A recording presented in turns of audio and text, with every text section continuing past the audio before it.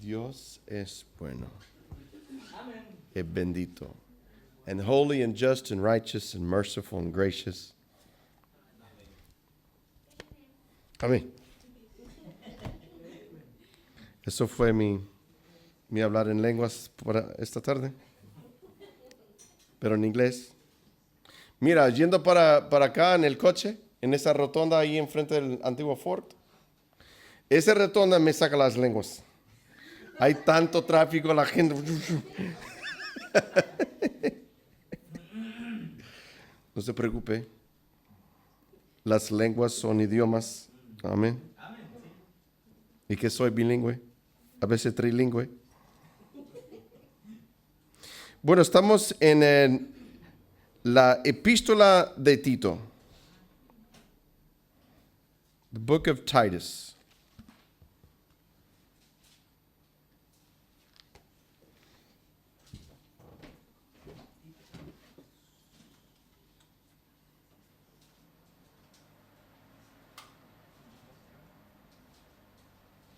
Hace calor aquí. Y atrás también.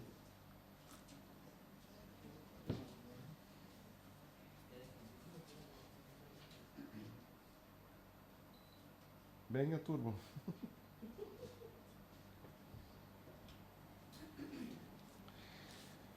Pues de verdad me alegro de veros esta tarde cada uno. Y bueno, el Señor nos ha guiado, me ha guiado en empezar el estudio de Tito. Y recordad de que es una epístola de Pablo. Y algunos lo nombran una de las epístolas pastorales, pues por el consejo que está hablando. Las epístolas que Pablo escribió dirigido a personas, los llaman así. Y bueno, las otras son dirigidas hacia iglesias y personas, grupo de personas. Pues antes de leer Tito, si ves en mi Biblia una página atrás, es segunda de Timoteo capítulo 2, que también es una epístola pastoral.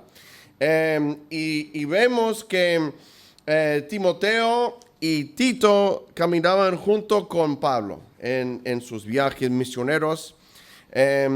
Timoteo lo circuncidaron porque era mitad judío, mitad griego, pero Tito era 100% griego, como yo. Hay un consejo que Pablo dio a Timoteo y se creen que el libro de Tito estaba escrito alrededor del mismo tiempo de Timoteo, pero algunos piensan entre primera de Timoteo y segunda fue escrito Tito. Tú dices, ¿qué importancia tiene eso? No sé, pero es un dato que es curioso, que viene de ese mismo tiempo, porque si tú miras los consejos que Pablo dio a Timoteo y también a la iglesia, aunque está dirigido a una persona, es para todo el mundo. Sí, aquí en Tito habla de varias iglesias en las ciudades. Entonces, esta carta no solamente era para Tito, pero todas las iglesias donde iban a leer la carta. Pero segunda de Timoteo, capítulo 2, versículo 1, Pablo está dando un buen consejo. Dice, tú pues, hijo mío, mira, es interesante que nombra a Timoteo hijo mío. Hemos visto que también en Tito lo llama hijo verdadero. Entonces eran dos hijos en la fe. Los dos eran convertidos por escuchar el evangelio de Pablo. Amén. Y dice, tú pues hijo mío, esfuérzate en la gracia que es en Cristo Jesús. Lo que has oído de mí ante muchos testigos, esto encarga a hombres fieles que sean idóneos para enseñar también a otros. Entonces, lo que me llama la atención es ese término, hombres fieles. Lo que has oído de mí, lo que has aprendido de mí, esto encarga a hombres fieles. Entonces sabemos que Tito fue uno de esos hombres fieles. Por lo que el Pablo está entregando a él. Pues Antes de leer Tito, vamos a orar. Amén. Y vamos a pedir que el Señor nos habla, que me ayuda esta tarde, nos ayuda a todo. Hermano Jorge, ¿puedes orar por nosotros, por favor?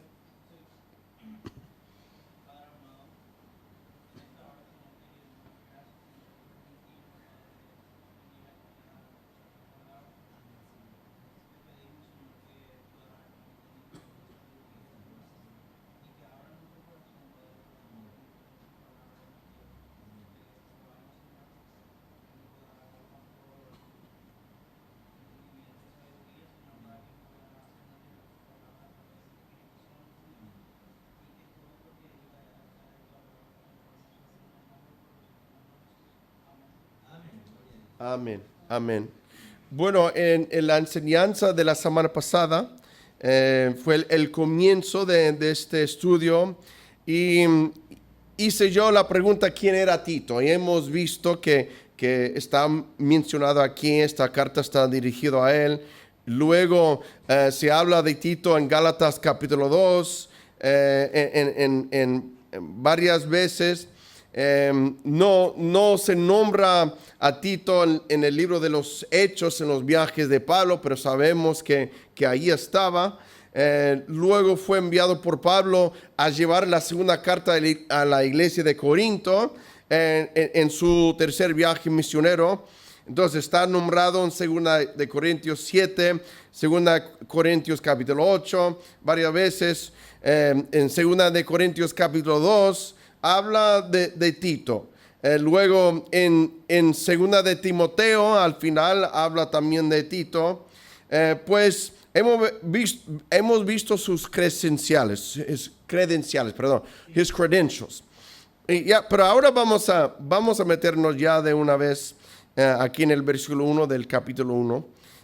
Lo leímos la semana pasada, entonces no voy a leer el capítulo entero, vamos a ir leyéndolo poco a poco, ¿vale? Pues aquí en los primeros 4 versículos vemos el saludo y la introducción de Pablo aquí en esta carta. Era muy común en las cartas de ese día de empezar nombrándote a ti. El que está escribiendo la carta se nombra a él o ella primero. No como nosotros escribimos estimado y luego el nombre de la persona a quien estás escribiendo. Eso común para nosotros hoy en día. Pero en aquel entonces nombraba el autor de la carta primero. Era un poco al revés, pero así era la costumbre. Pues así empieza. Dice Pablo, siervo de Dios y apóstol de Jesucristo, conforme a la fe de los escogidos de Dios y el conocimiento de la verdad que es según la piedad. Entonces, el libro, la carta se llama Tito, pero el primer nombre que aparece es Pablo, pero es que él está escribiendo esa carta. Y es interesante aquí porque Pablo declara su nombre, pero describe a sí mismo primero como siervo de Dios, luego apóstol de Jesucristo. Si fuera modernista, empezaría apóstol y luego siervo, pero él al revés. ¿Sí? A ver. Claro. Y entonces describe a sí mismo primero como siervo de Dios, diciendo como un esclavo que no tiene derechos propios, pero de su amo son sus intereses. Y así empieza, vemos la humildad de Pablo aquí en su carta. Podemos aprender mucho de eso, ¿verdad?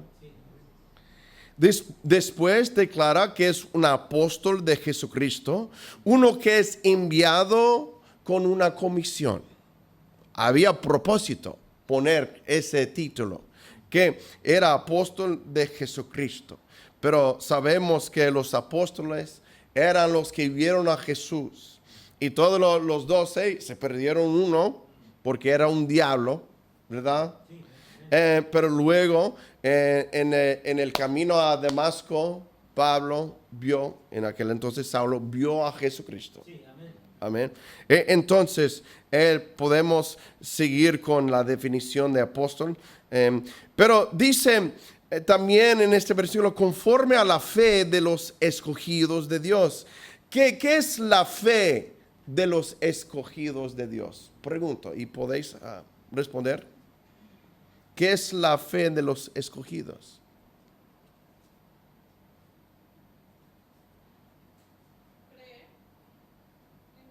Creer en Cristo. Vale. ¿Quiénes son los escogidos? Esto no es muy difícil. ¿Quiénes son los escogidos? ¿Tienes a Cristo en tu corazón?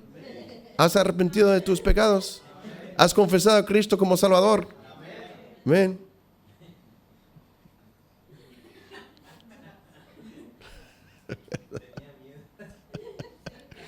Y yo sé que a veces con esa palabra escogido, porque hay mucha doctrina sobre eso, no somos calvinistas. Amén. Dios sabe quién va a ser salvo y quién van a rechazarlo. Amén. Pero Cristo murió aún por los que lo van a rechazar. Los calvinistas creen que solamente murió por los escogidos, los que él sabía que iba a recibirlo. Pero él murió por todo el mundo. Y lo dice. Pero la decisión es tuya.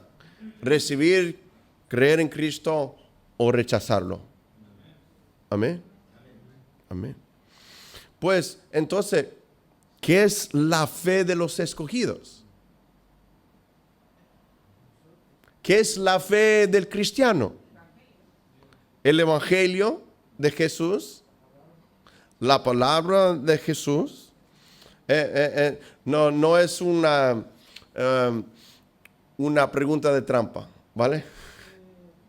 La fe de los escogidos es la fe común que nosotros tenemos, la fe común que tiene el cristiano. Fe en el Señor Jesucristo para salvación, para perdón de pecados. Recuerda lo que en Hechos capítulo 8 sobre Felipe, un discípulo de Cristo enviado por el Espíritu Santo, que ve hacia el sur, se encuentra un carro, un etíope eunuco que estaba leyendo el libro de Isaías, que venía desde Jerusalén porque fue a adorar a Dios. Un hombre que en su corazón estaba buscando al Señor. Y el Señor, en cambio, en contestación a esa búsqueda, envía a uno de sus siervos para encontrarse con él. Y él sube, ese invitado sube y predica a Cristo, a Jesús, a ese hombre. Y luego ese hombre ve agua, porque estaba un carrito viajando, y dice, aquí hay agua, ¿qué impide que yo sea bautizado?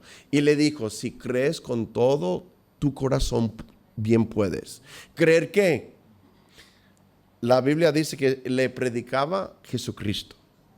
Entonces la fe de los escogidos es fe en Jesucristo, el Hijo de Dios, como Salvador del mundo. Amén. Eso es la fe. Permíteme aportar una cosa. Sí. Yo, como fui criado en la religión católica, a Jesús siempre se me ha presentado a través de una imagen, una foto. Ajá. En brazos de su madre o en un establo o entre pajas. O si no, un niñito con el mundo en la mano. Uh-huh. Y bueno, desde chico sabía que Jesús es el Hijo de Dios. Amén. Pero lo creía. Pero esa fe no era suficiente para yo conocer a Jesucristo de verdad. Amén. Pero la fe que Dios me trajo a través del Evangelio y la predicación de la palabra es el más fuerte y el único, porque me hizo conocer al verdadero Jesús. Amén. Antes Amén. sí tenía fe que Jesús Amén. era el Hijo de Dios, yo lo sabía, pero no era para salvación. Amén. Amén. Amén. Porque Efesios 2:8 dice, por gracia sois salvos por medio de la fe. Amén. Y esa fe depositando en Cristo como el único y suficiente Salvador. Lo que pone muchas creencias, Jesús más los santos, Jesús más la Virgen, Jesús más... No.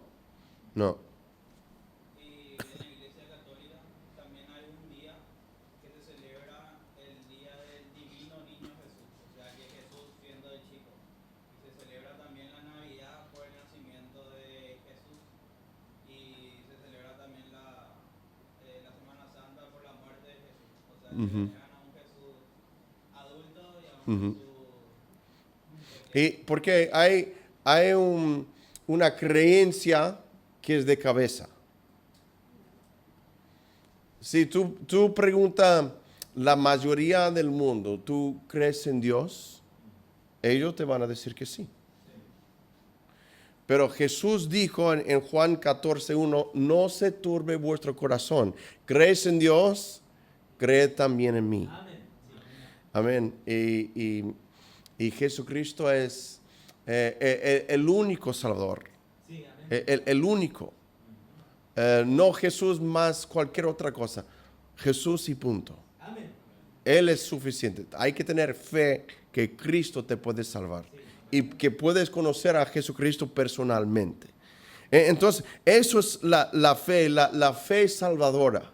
Por gracia sois salvos por medio de la fe, y esto no de vosotros. Entonces, aquí habla de Pablo, siervo de Dios y apóstol de Jesucristo, conforme a la fe de los escogidos de Dios y el conocimiento de la verdad que es según la piedad. El conocimiento de la verdad, esto va todo mano a mano, es un paquete entero, ¿vale? Esto es lo que está presentando Pablo aquí. Dice, la fe, conforme a la fe de los escogidos de Dios y el conocimiento de la verdad, que es según la piedad. ¿Quién es la verdad? Pregunto así. Es Jesucristo, amén. Un conocimiento de la verdad. Y como hay muchos pasajes de que uno no decide de la nada creer en Cristo. He escuchado muchos testimonios. Puede ser que no sabía que Dios ya estaba obrando su corazón, porque la Biblia dice, si el Padre no te trae al Hijo, tú no puedes venir al Hijo. La Biblia dice cuando en Apocalipsis 3:20, yo sé que está hablando de la iglesia, pero Jesús dijo, he aquí estoy a la puerta y llamo. Si alguno oyere mi voz y abre la puerta, entraré a él y cenaré con él y él conmigo. Pero si nadie está a la puerta llamando, tú puedes ir cuando te da la gana, abre la puerta y ¿qué? ¿Qué pasa? Nada. Puede entrar una brisa o un mal olor, lo que sea, ¿me entiendes? Pero si nadie está llamando a la puerta, nadie va a entrar. Es igual con la salvación. Jesús dijo, yo soy la puerta. Jesús también dijo, yo soy el camino. Amén. Jesús también dijo, yo soy la verdad y la vida. Amén. Y nadie viene al Padre, amén, por fe entrando por esa puerta, por fe entrando en ese camino que nos lleva a la vida. Amén. Entonces, cuando el Señor toca el corazón, cuando el Señor abre los ojos, tú puedes por fe tomar ese paso y entrar. Entonces, el conocimiento de la verdad, conocimiento de Jesucristo, conocimiento de la palabra, porque sabemos que la palabra de Dios es verdad, es verdadera, ¿verdad? Conocimiento de las sanas doctrinas, las sanas enseñanzas, etc. Pero aquí dice que es según la piedad. Aquí tienen cosas muy interesantes. Habla de la fe de los escogidos de Dios, el conocimiento de la verdad, pero pone una descripción que es según la piedad. Entonces, la fe de los salvos, de los creyentes en Cristo Jesús, el conocimiento de la verdad, que es según la piedad, o sea, si va mano a mano, acompañada esa fe, ese conocimiento con piedad, produce unas cosas muy importantes, alentadoras en nuestras vidas. Pregunto, ¿qué es la piedad? Compasión, misericordia, ¿qué es piedad? ¿Cómo? Viviendo como Dios. La palabra que se usa en inglés es godliness o godly, semejante a Dios. Eso es una definición de piedad o ser piadoso, ser semejante a Dios. Deberíamos reflejar a Cristo en nuestra vida, ¿verdad? Entonces aquí dice que la fe de los salvos, el conocimiento de la verdad que es según la piedad. Según la piedad, yo creo, habla de la actitud que uno usa a ese conocimiento. Una persona piadosa, godly, que es ser semejante a Dios, es una persona humilde. Una persona piadosa no es una persona orgullosa. No es una persona soberbia. Amén. Eso es la palabra que yo estaba buscando en mi archivo de inteligencia. Arrogante. He's not arrogant. A godly person is not arrogant. Una persona piadosa no es arrogante. ¿Verdad? Es humilde. Es humilde. Por ejemplo, hay un versículo en 1 de Pedro 3:15 dice, sino santificad al Señor Dios en vuestros corazones y estad siempre preparados para responder con mansedumbre y temor a todo el que os demande razón de la esperanza que hay en vosotros. Aquí habla de dar una respuesta a la defensa de por qué crees en Dios, una defensa de tu fe, una defensa de sí, tu fe en la palabra de Dios, tu fe, pero habla de la actitud con la que la presentas. Aquí está hablando de la fe de los escogidos, el conocimiento de la verdad, pero conforme a la piedad. Eso habla de una conducta, ¿verdad? De una conducta. Amén. Semejante a Él. He conocido mucha gente que tiene mucho conocimiento de Dios, conocimiento de la palabra, de Jesucristo, pero muchos de ellos no mostraba piedad. Solo quieren mostrar su inteligencia, su conocimiento de la palabra. Yo quiero ver humildad de una persona antes que me pueda citar 100 versículos. Amén. Tengo una experiencia con una persona también así, pastor. Ese hombre vive en Paraguay, está muy lejos. Y es una Biblia abierta. Hable del tema de que hable, él te lo abre en la Biblia y tiene mucho memorizado en su mente. Pero a la hora de ser piadoso, no tiene nada y se resiste mi corazón cada vez que lo escucha. A soltarle aunque sea un triste amén, porque no es incoherente. Sí. Sabe mucho de la Biblia, envidiablemente conocedor, pero lastimosamente no practica. Amén. Y cuando uno habla de la Biblia, él corrige todo. No, ese es para Israel, ese es para los israelitas. Esa promesa tú no la puedes compartir a la iglesia. Y todo discute, todo. Uh-huh. Y uno no tiene libertad ni de compartir con él. Es tan conocedor que en vez de que fluya ese conocimiento, pone como piedras. Sí. Obstaculizando. Y eso no es ser piadoso. No, es incomodidad con él. Uh-huh.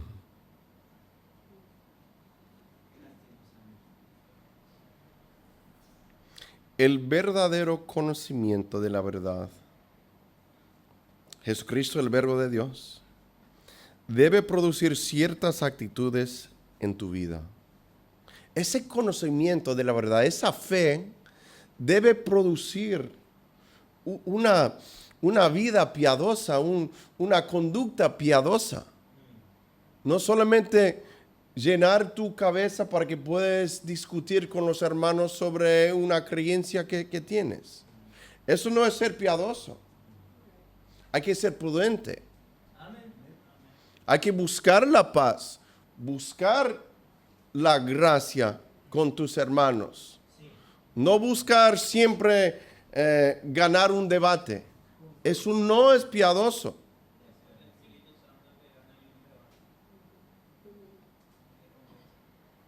Porque vemos aquí lo que produce. Produce piedad en tu vida, un cambio en tu conducta.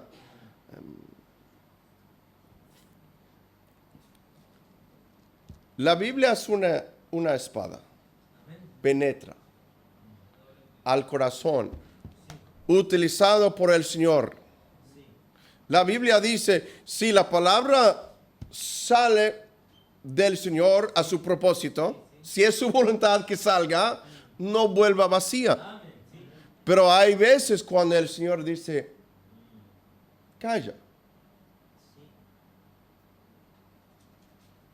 Pero tú dices, no, si la palabra del Señor sale, no vuelva vacía. Pero si el Señor no envía esa palabra, es una espada, no es un bate, un palo.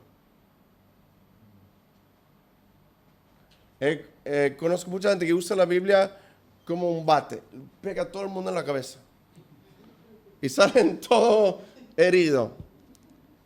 ¿Es cierto? Penetra. Es una arma de dos filas. Y hay que tener cuidado cómo la manejas, porque puedes hacer daño. Puede penetrar al corazón, amén, para quitar cáncer, para quitar cosas que no deben estar, pero en mal usada puede pinchar un riñón, un pulmón, un hígado y ya tienes mucho problema, ¿verdad?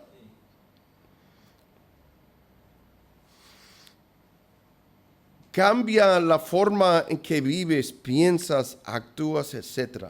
Pablo se mantuvo conforme a una vida piadosa. Toda verdad es verdad de Dios, pero no toda verdad es realmente relevante para una vida piadosa que promueve la semejanza a Dios. Dice en versículo 2, dice, en la esperanza de la vida eterna. No termina, el versículo 1, ves, después de la piedad tiene una coma. Quiere decir que la oración continúa. Dice, en la esperanza de la vida eterna, esa fe, ese conocimiento de la verdad que según piedad, en la esperanza de la vida eterna. Entonces, ese conocimiento, esa fe produce una esperanza de la vida eterna, una fe en el futuro con el Señor. Amén. Confía, no solo estamos mirando a esta vida, pero mirando a la vida más allá de la muerte con el Señor Jesucristo por toda la eternidad. Amén.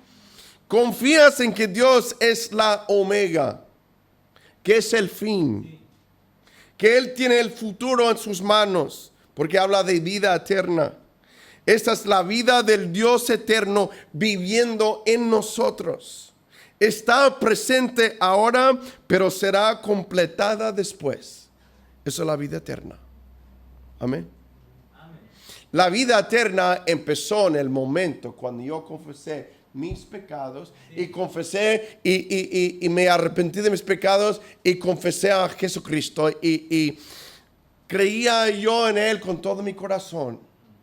Mi vida eterna empezó a partir de ese momento. Cuando me humillé delante del Dios verdadero, omnipotente del cielo. Amén. Y un día va a ser completada esa vida eterna, ya cuando entramos en la gloria con el Señor, que es para siempre. Amén. También dice, la cual Dios, que no miente, prometió desde antes del principio de los siglos, produce una confianza en la palabra del Señor, en las promesas de Dios. Las promesas de Dios es la última autoridad en nuestra vida, que es la palabra de Dios, ¿verdad? Amén.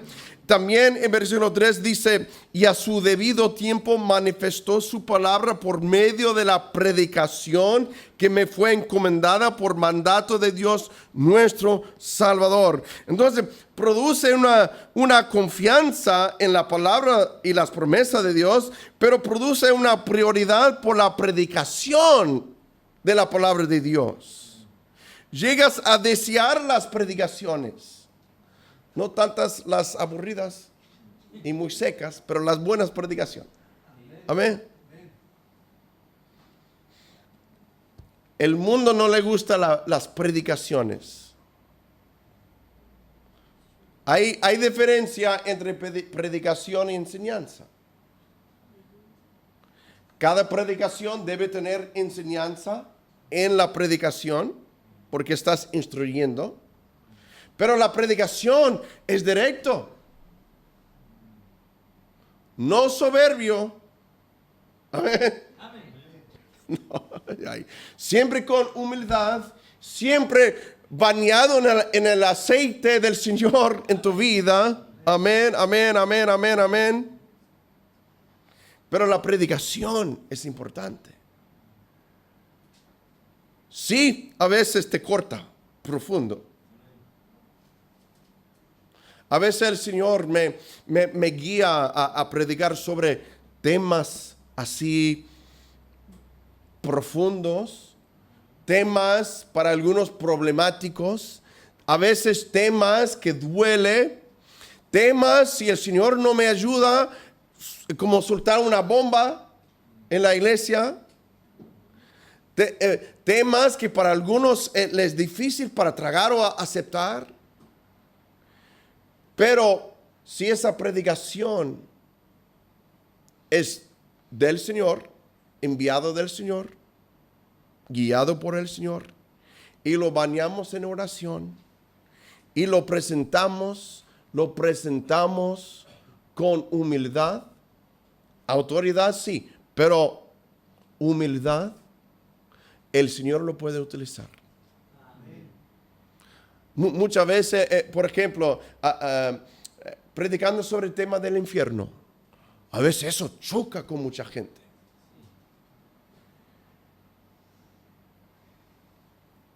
Pero depende de la presentación.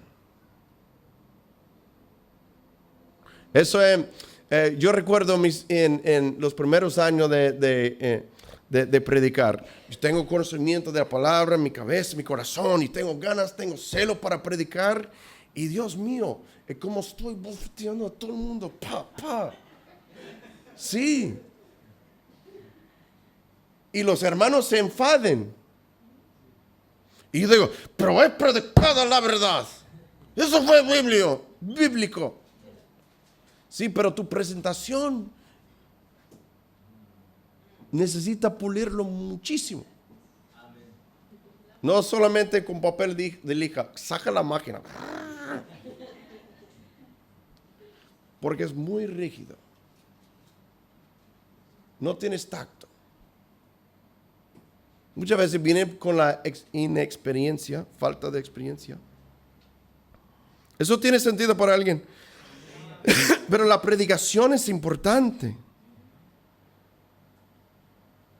Porque en Romanos 10:14, un capítulo de la salvación, dice, ¿cómo pues invocarán a aquel en el cual no han creído? ¿Y cómo creerán en aquel de quien no han oído? ¿Y cómo oirán sin haber quien les predique? Tenemos que predicar el evangelio. Tenemos que predicar la palabra de Dios. Amén. Y Pablo estaba diciendo aquí a Tito que mira, a su debido tiempo manifestó su palabra por medio de la predicación que me fue encomendada por mandato de Dios nuestro Salvador. El Señor nos llama y nos manda a predicar la palabra. Pero tenemos que hacerlo bien. con humildad, con mucha oración. Hay que prepararse. Porque puede ser que esa es la oportunidad que un pecador va a escuchar la palabra del Señor. Y tú lo haces con mal humor o que estás enfadado. Tenemos que utilizar mucho el dominio propio, incluso en el púlpito. Y yo lo digo de experiencia. No siempre lo he hecho bien. Amén. Yo recuerdo cuando yo era joven predicando, yo predicaba en contra de todo. I preached against everything that you can think of. Pero vez tras vez, contra pantalones, contra la tele, contra revista, contra lo que sea. Cualquier tipo de vicio, cualquier tipo de tradición, cualquier tipo de cosa, yo predicaba en contra. Y un día yo estaba por aquí, sentado en un banco, un domingo por la tarde, mi pastor me invitó a predicar, como suele hacerlo con los predicadores jóvenes en la iglesia, igual que yo estoy intentando a repetir. Yo estaba allí con mi Biblia en mi mano, yo ya había estudiado, tenía mis apuntes, y el señor Martín sentó al lado mío y me dijo: ¿qué intención tienes tú ahora? ¿Tú vas a subir y vas a intentar ayudar a los hermanos o solamente corregir? Y a partir de ese momento yo tenía que arrepentirme de mi corazón, porque yo llevaba un montón de tiempo así predicando contra todo, pensando que era piadoso, yo era muy santo en hacerlo así, pero el Señor. Y después de unos meses los hermanos me empezaron a chinchar y me llamaban Doctor Amor, porque el tono de mi predicación cambió. Dr. Love. Porque ya mis predicaciones no eran en contra de todos los vicios y tradiciones, pero con amor, intentando ayudar. Eso cambió mi vida, cambió mis predicaciones. Y a veces tengo la tendencia, mira, yo tengo todos mis apuntes de la antigüedad de mi vida, y son bien duros. Y a veces estoy leyéndolo y dice, voy a sacar ese hermano lo necesita. Esa hermana necesita escuchar eso. Saco la foto y lo comparto por el WhatsApp o lo comparto el domingo. Pero la predicación es encomendada del Señor, pero hay que hacerlo bien, con piedad. Fe en el corazón, conocimiento de la verdad, pero conforme a la piedad, semejante al Señor. Y vemos que esa fe, ese conocimiento produce un buen testimonio ante los hombres de Dios y ante los demás. Tú quieres ser ese predicador cuando el pastor te llama, ahora viene hermano, y como se quita todo el aire del ambiente. Oh, por favor, Señor, no otra vez.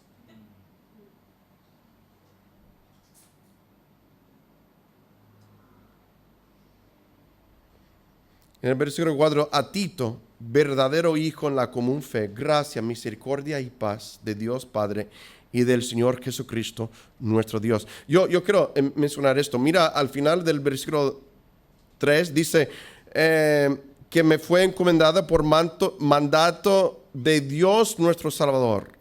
Ahora al final del 4 dice del Señor Jesucristo nuestro Salvador. Y lo ves repetido. Mira, Pablo creía en la Trinidad y creía en la deidad de Cristo, que Jesucristo fue Dios en la carne. Que fue Dios el Hijo.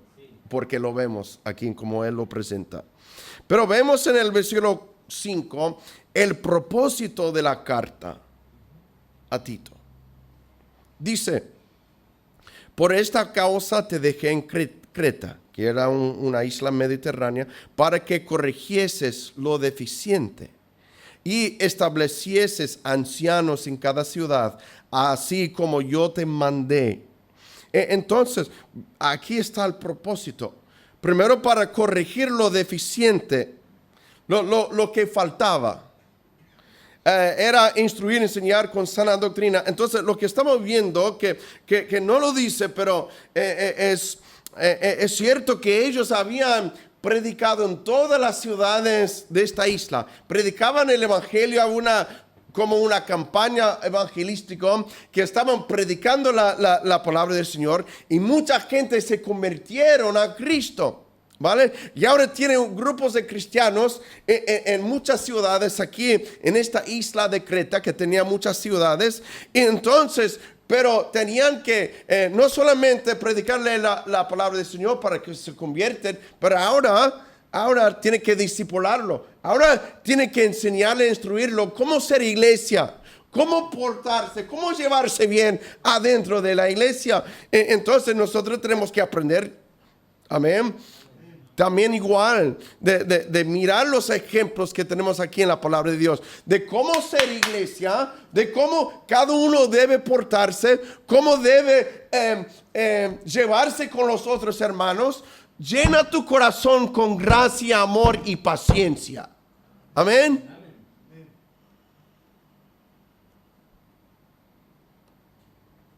Porque a veces hace daño y no lo sabes.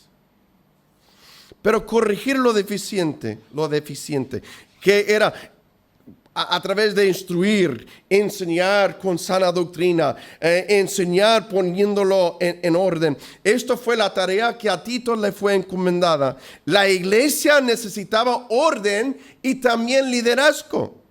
A Tito se le ordenó corregir a las iglesias y hacerlo mediante el nombramiento de líderes piadosos. Pablo dejaba a Tito en la isla de Creta para ayudar a las iglesias que fueron establecidas allí. Su tarea era discipular a estos creyentes. Habían congregaciones de personas salvas que necesitaban ser instruidos en cómo ser una iglesia de Jesucristo, un cristiano de Jesucristo. Había una falta de orden, había una falta de instrucciones para los miembros de la iglesia. Y dice aquí, por esta causa te dejé en Creta para que corrigiese lo deficiente y establecieses ancianos en cada ciudad, así como yo te mandé. Establecer ancianos. Esto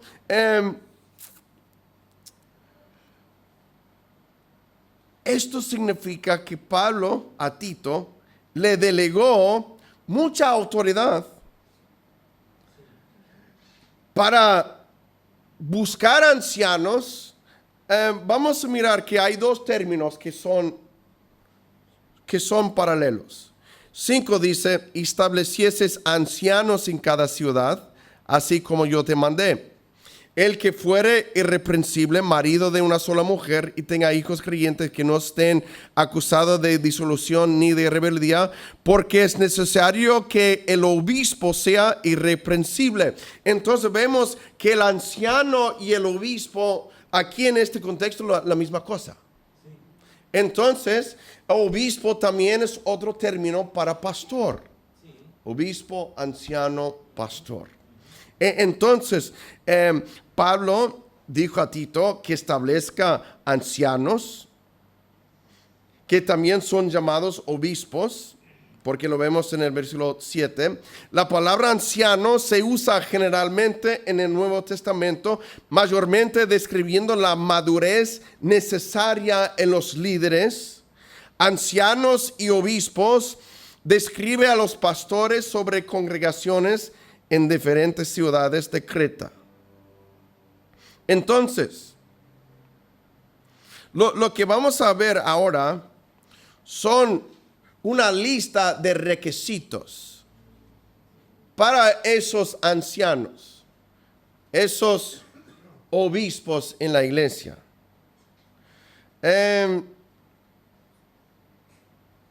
Hay mucho que decir aquí. La lista en el pasaje siguiente significa que Dios tiene requisitos específicos para los líderes en la iglesia. Los líderes no deberán ser elegidos al azar o solamente porque se ofrecen de manera voluntaria o porque aspiran a llegar a cierta posición, ni aun porque sean líderes natos, que le vienen natural.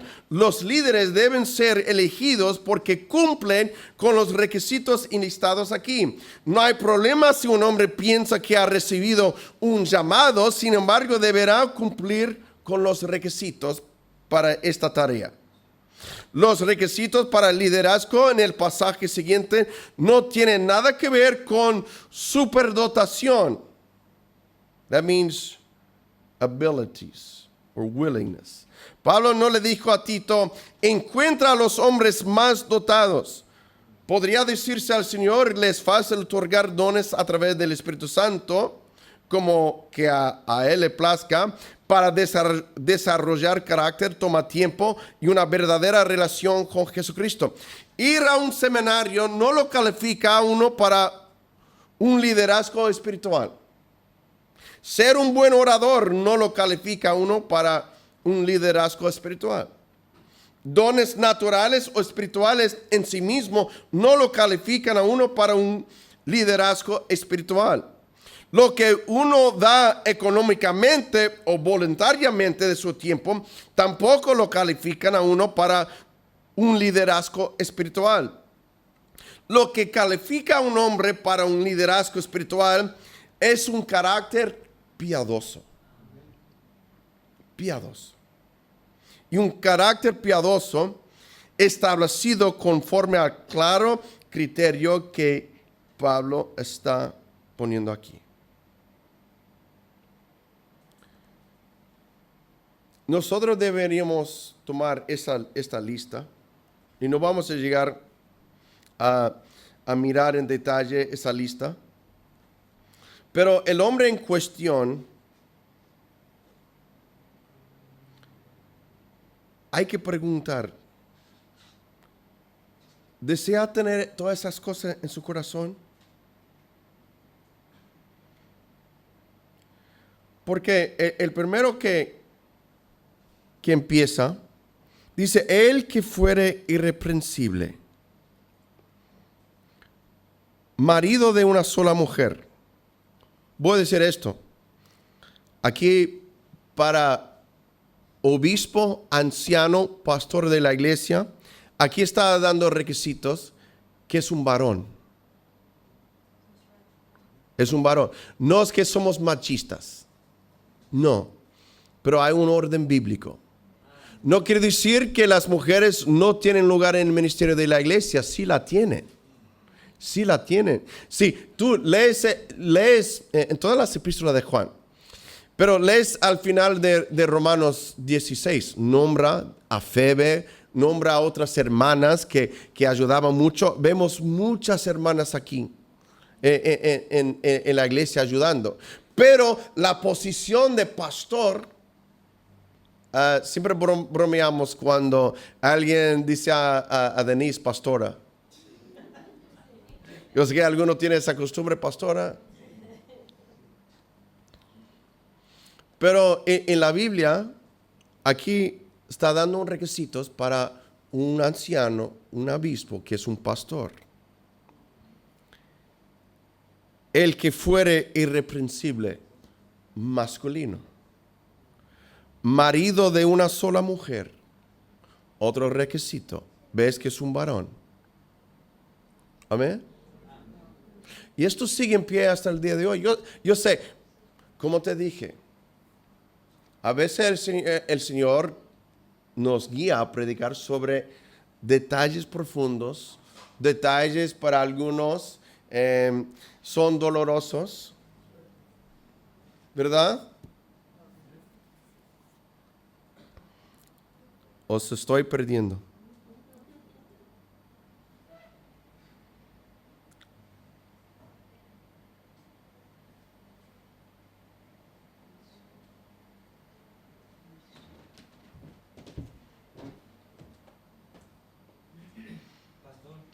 Sí, hermano. Una cosa que me llamaba mucho la atención y valorar mientras estaba leyendo que Pablo le dice a Tito que ponga un anciano con esa característica que está comentando en cada ciudad.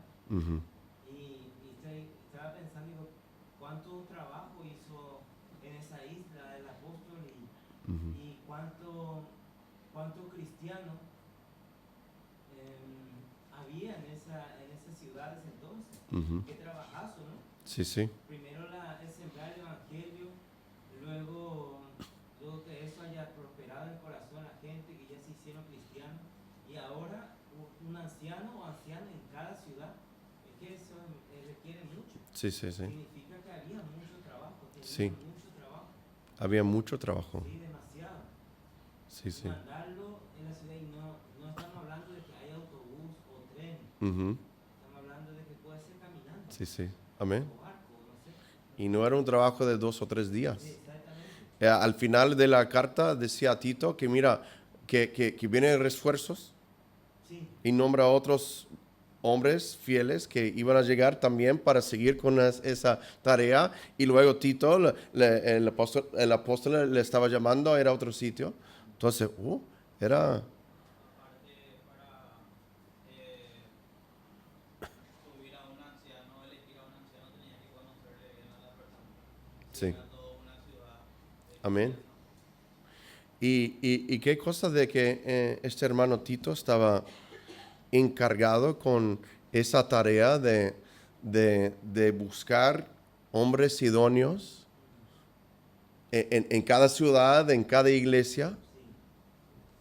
No sabemos si solamente había una iglesia por ciudad, no lo sabemos. Imaginamos que sí. Pues ya la semana que viene entramos en los requisitos. amén. Y ya hemos visto el primero, irreprensible, que no tiene, no es que tiene que ser perfecto, pero que no hay cosa en su vida que uno puede agarrar y utilizarlo para juzgarlo y a la iglesia, para condenarlo. Amén. No perfecto. Yo quiero aliviar algo. No es que tú cumples 100% por todos los requisitos que vamos a mirar. Y irreprensible empezando, y eso es nombrado 2 veces. Entonces tiene mucha importancia. Sí, Pero uno que irreprensible no quiere decir un hombre perfecto. Pero una persona que si comete errores, sabe arrepentirse. Pidiendo primero perdón a Dios y luego perdón al que se ofendió. Yo mirando, yo no soy perfecto, yo no soy como el modelo, pero yo sé lo que el Señor ha hecho en mi vida. Y lo que el Señor ha hecho en mi vida para traerme para la obra que estoy haciendo ahora para el Señor. Pero yo recuerdo porque yo tenía mi negocio de reformas con otro hermano en la iglesia. Teníamos algunos empleados. Pero antes de eso yo trabajaba con muchas empresas en la construcción. Por unos años mi pastor también era mi jefe porque él tenía no como una empresa, pero era autónomo y yo trabajaba por muchos años con él. Y siempre le hice tantas preguntas sobre la Biblia y eso ahí en el trabajo. Pero después de unos años, yo siendo autónomo y bueno, mi vida, vengo de una familia numerosa y tengo muchos tíos y muchos primos y cosas así. Y no siempre hice yo todo lo correcto. Pero Dios obró mi vida por unos años. Yo recuerdo que eso, yo creo, mirando para atrás, que fue un punto clave en mi vida. Yo estaba trabajando de autónomo, haciendo reforma y llegó un tiempo donde no había trabajo. Y yo recuerdo una semana que estaba lloviendo mucho y yo estaba en casa. Denise y mis hijos asistieron a una escuela cristiana, entonces ellos se fueron todos los días a la escuela. Yo estaba haciendo tareas así en casa. Yo sé que va tarde y vamos a orar ahora al final. Pero el Señor por un tiempo me estaba haciendo recordar de tratos con personas en mi pasado donde lo dejé mal. Con algunos familiares en mi familia. Y también con unos clientes donde sin querer, pero las cosas terminaron mal. Y yo los ignoraba.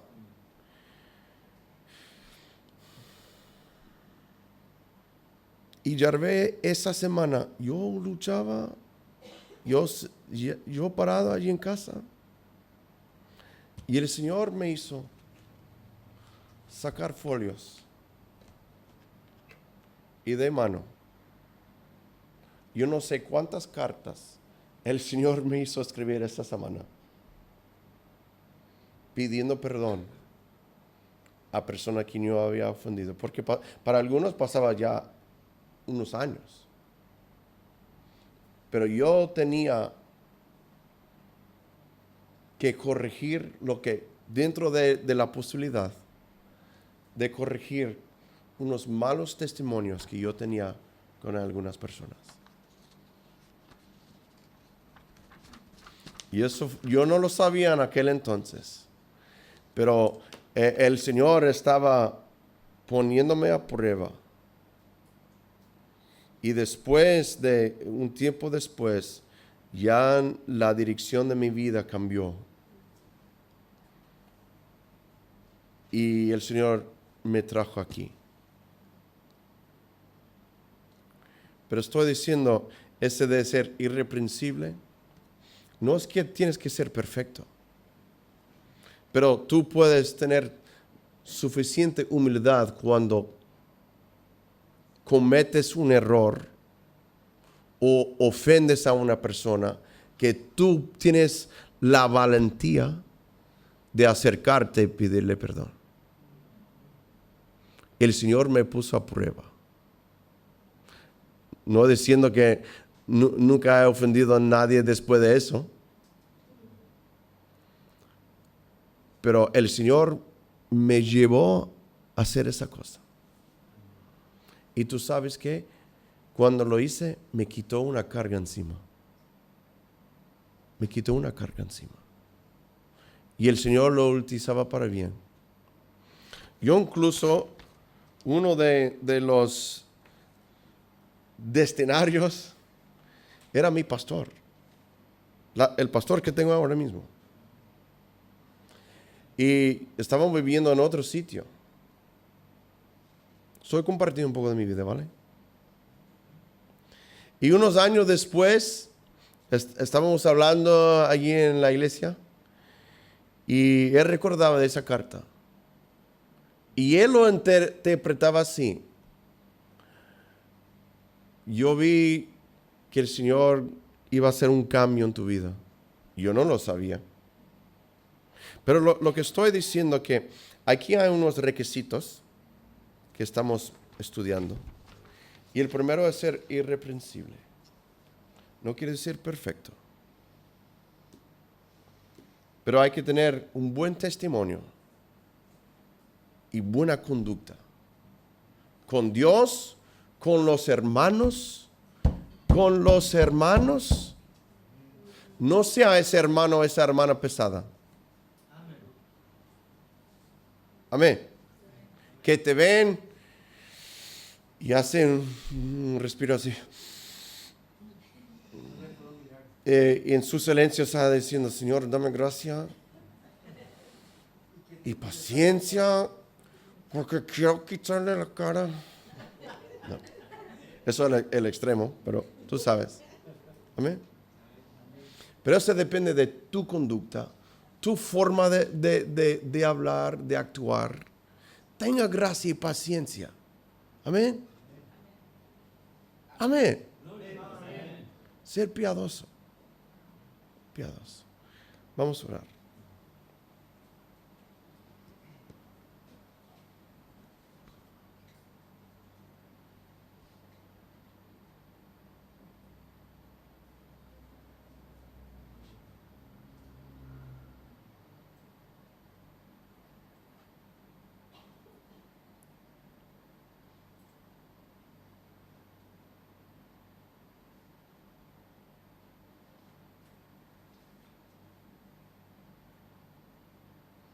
Señor de los cielos, gracias por esta tarde.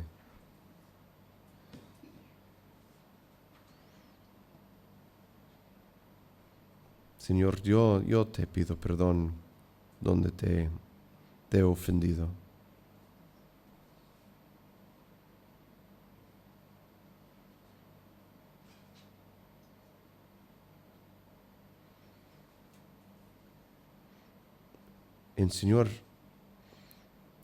Señor, ayúdanos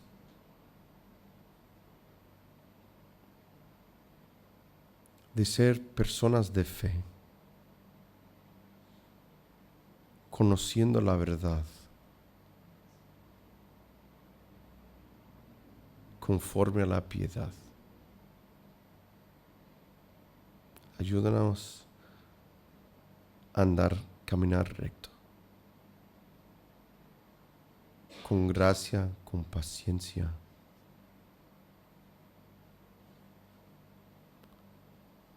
Abre nuestros ojos a ver la obra que tú estás haciendo con esta iglesia. Y únete a la obra que el Señor está haciendo.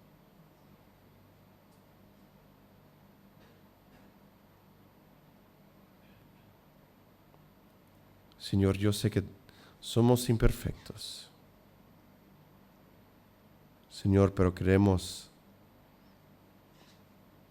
yo quiero ser un hombre piadoso.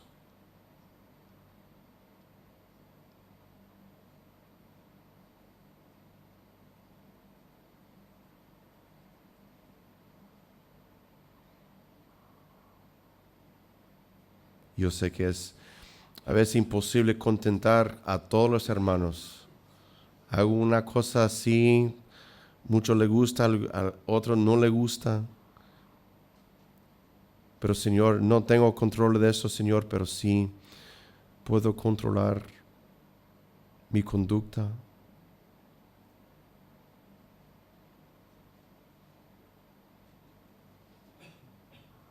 Dame gracias, Señor.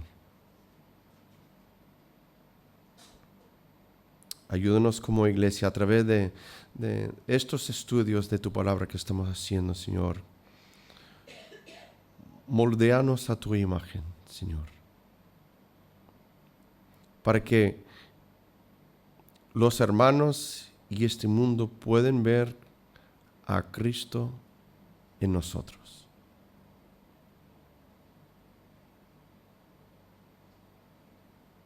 Queremos seguir a los ejemplos que nos das en tu palabra.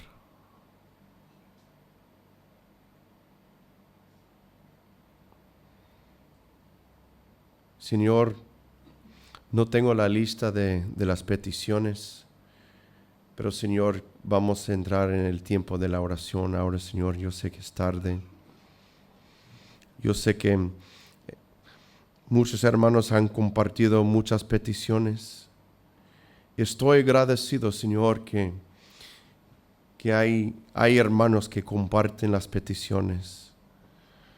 Señor, que confían en nuestras oraciones a ti, Señor. No porque nosotros somos grandes, no, pero tenemos fe en un gran Dios. Señor, yo pido por la paz de Jerusalén. Yo pido por la paz de Ucrania. Yo pido por la paz aquí en esta iglesia. Que siempre hay ataques que quieren quitarnos la paz. Y Señor, necesitamos a ti, tu ayuda, tu misericordia, tu gracia. Oh Señor, estoy viendo todas las personas que están viniendo a los cultos, los domingos, los jueves. Y Señor, es una gran bendición, Señor, de ver tu casa llena, Señor. No solamente con personas, pero con tu presencia. Oh Señor, estamos tan bendecidos que tú estás aquí con nosotros. Y yo no quiero perder ni un culto, Señor. Yo reconozco lo que estás haciendo y no es porque nosotros somos cristianos tan buenos, pero es por tu misericordia. Gracias, Señor, por las almas que están escuchando.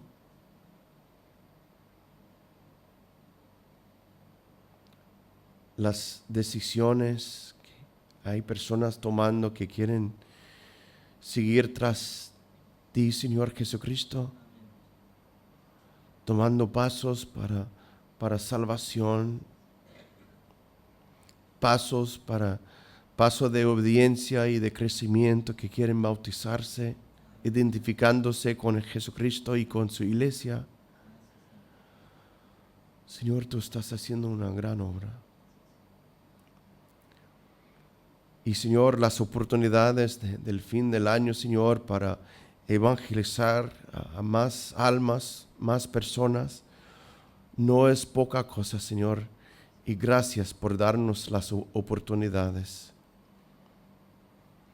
Y Señor, necesitamos estar unidos, necesitamos ser piadosos. Ayúdanos a ser humildes.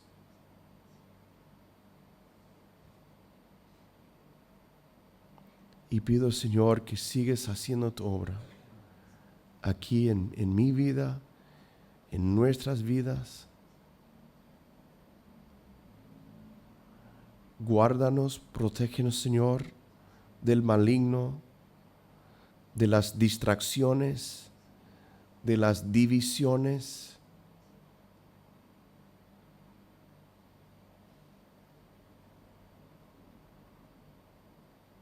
Gracias, Señor, te doy por esta iglesia y estos hermanos.